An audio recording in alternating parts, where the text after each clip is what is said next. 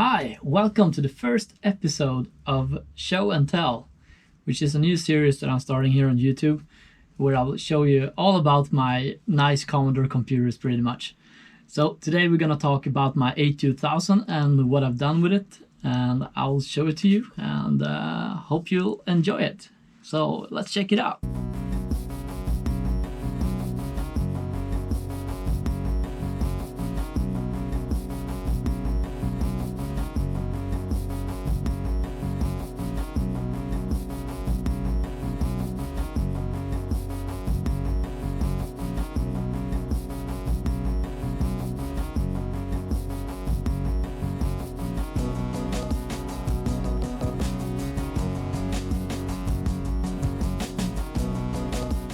So I bought my A2000 from the local Amiga club that I hang out with here in Stockholm, and well, obviously I don't have the case put on right now, but I figured I'll show it to you guys since I gave it a really good polish. I kind of want to brag out about how nice it became. So yeah, this one will definitely be a looker once the hood is back on.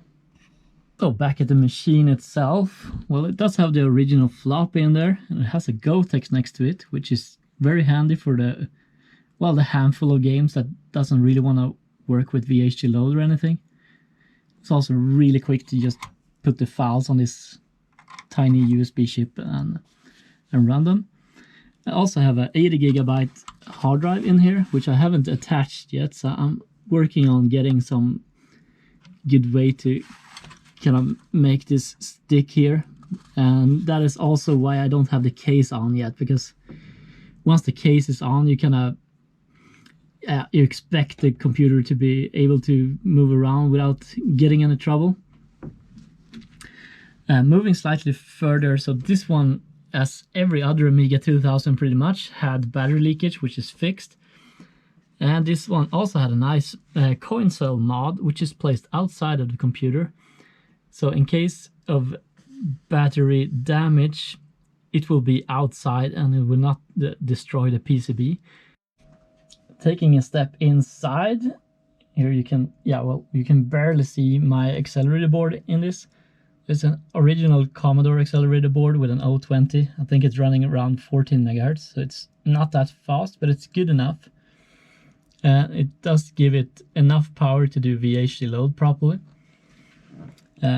Moving a bit further behind all these IDE cables, I have the Buddha IDE card, which is nearly impossible to kind of catch on camera, but it's here. So it's have the main IDE port going to the hard drive, and it have the second one going to the compact flash device that I have in the back, which I use for like bigger file transfers and stuff.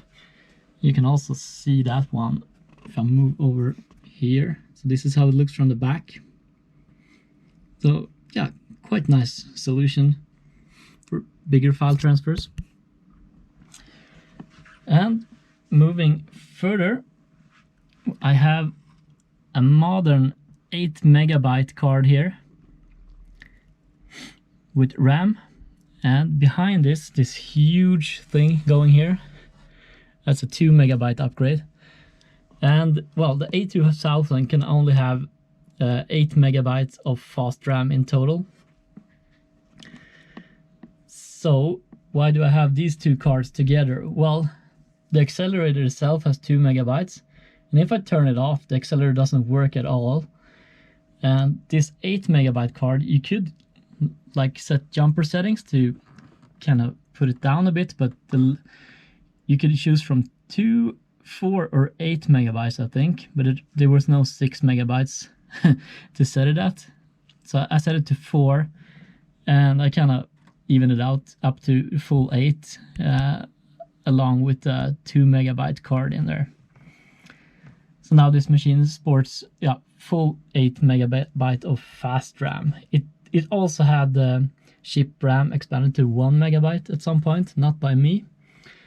But yeah, so in total this machine has 9 megabytes of RAM, which is well enough for everything I intend to do with it. Taking a step out of the computer again, I do use the Mikromys V5 V5 mouse adapter. This is a PS2 adapter, which allows me to use a laser PS2 mouse, which is just brilliant if you compare it to the whole tank mouse. The tank mouse is cool and sweet and all, but man, this does make a huge difference. If you use any applications like the Lux Paint or anything, this is a pure treat. And also, when I bought this computer, I didn't get a keyboard with it, obviously, because keyboards are like unobtainium. But I managed to find this one on an online auction, and after a bit of good clean, it looks pretty good. It's a bit yellowed. Well, it's somewhat yellowed. It's absolutely fine. I think it's all nice and smooth. Every key works and so forth. Oh, let's turn this machine on for a bit, shall we?